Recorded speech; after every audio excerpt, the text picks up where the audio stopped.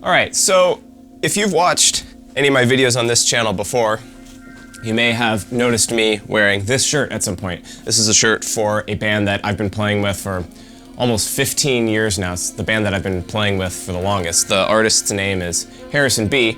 We met up in Alaska, where I'm from, and today I wanted to make a video pseudo-vlog style. I don't really do vlog videos, but I've got a flyout gig going up to Fairbanks, Alaska to play a Halloween show. And then also I'm using the 64 audio ears that I just made that big long video about, and it'll be my first time using them in an actual show. I've done a couple rehearsals with them, and I've done many shows with universal in-ears in the past, but this will be my first time using these. And after the rehearsals, I thought to myself there might be a couple of things that I could mention about the process of using in-ears live that might be of use to you and help you decide whether that's something you want to do or not, because there are some definite benefits to using ears live, but there are some downsides as well. So I promise this is not going to be very vloggy at all. I don't really like bringing the camera with me, and I don't really like feeling like I have to capture everything that's happening in the moment. So hopefully there won't be too many montages. I'm going to try and just keep the information relevant and interesting. So yeah, I'm just in the practice room right now. I was just warming up a little bit. Fly out tonight. Show is tomorrow on Saturday. So I just need to grab some sticks and a few things that I need, like a headphone extension. But fortunately, I don't have to bring any drums. I don't have to bring any cymbals. So let's head out. Okay, relevant pieces of gear that I'm bringing. Forgot to mention, it is going to be 6 degrees, so warm socks, hat, sticks, of course, in-ears, headphone extension, and then a mixer. Really, this is all you need to get your in-ears to work, and we'll talk about that a little bit more later. I'm actually gonna hopefully pare down to something that's smaller than this, but basically I'll be bringing the SPD-SX for tracks and one-shots, and I'm just gonna basically roll with this in the same case. So those are the relevant pieces of gear I'm bringing. Again, not a vlog, and I'm also not going to do the thing where I snap my fingers and everything is suddenly packed. So anyways, let's keep it moving.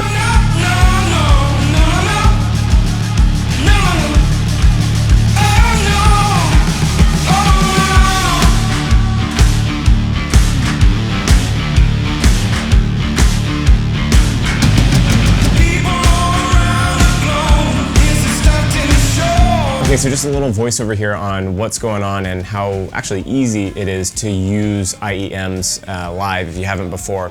Most of the time you can just take the input that would be going to your floor wedge, so that's typically going to be an XLR, and if you have some sort of mixer, you can just put that XLR input into your mixer like I've got going on. And then I also have another input that is for my SPD-SX so that I can get the click and the SPD-SX tracks in my ears as well, and I can control those separately.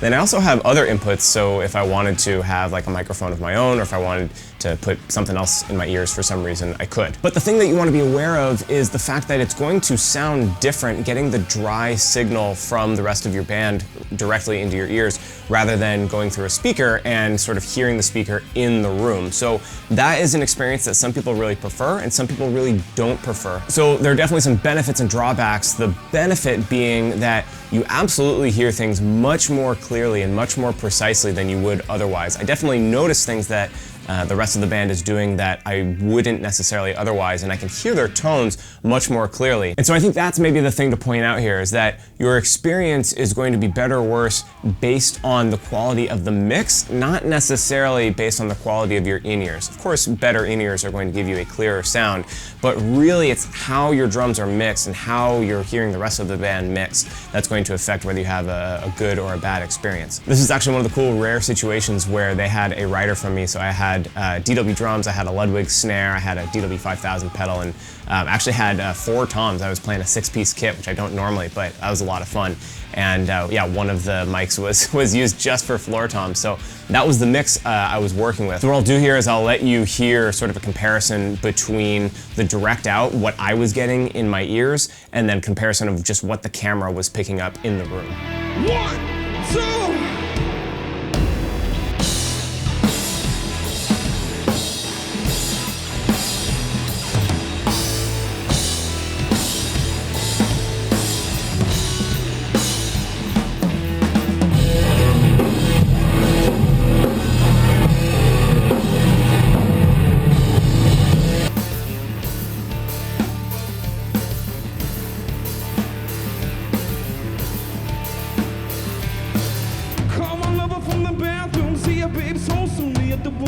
screaming at the bleachers.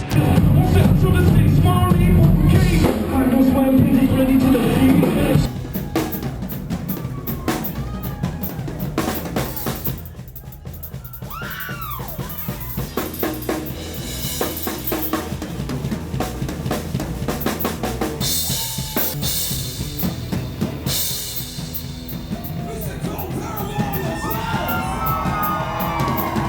So hopefully you could tell it was a super fun show. This was at a place called Goldie's in Fairbanks, Alaska. It was a really, really fun way to spend the Halloween weekend. And for you all, hopefully it was at least somewhat helpful in being able to illustrate sort of what it's like to travel and to use in-ears rather than a floor wedge. So thanks for coming along with me. Thank you for watching, and I will see you next time.